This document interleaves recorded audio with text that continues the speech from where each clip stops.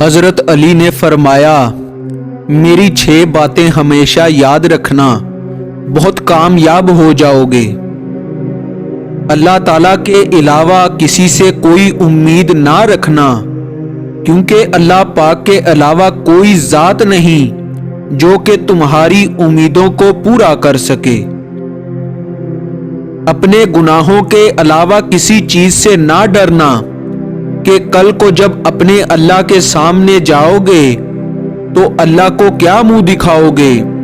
اس لیے ہر وقت یہ خوف اپنے دل میں رکھو کہ کوئی گناہ تم سے سرزد نہ ہو جائے، اور جو گناہ ہو چکے ان پر اللہ پاک سے استغفار کرو۔ اگر تم سے کوئی ایسی بات پوچھی جائے جس کا تمہیں علم نہ ہو تو یہ کہتے نہ شرمانا کہ میں نہیں جانتا۔ اس بات کا اقرار کر لینا کہ میں اس بارے میں نہیں جانتا، یہ بھی آدھا علم ہے۔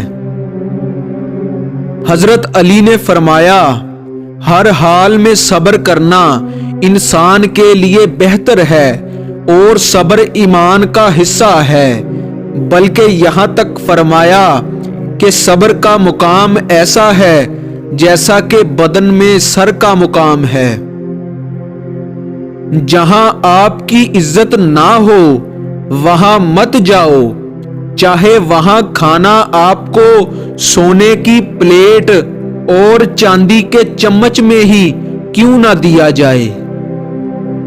اور آخری بات یہ فرمائی کہ جس بات کا تمہیں علم نہ ہو تو اس کے بارے میں علم حاصل کرنے کی کوشش کرو۔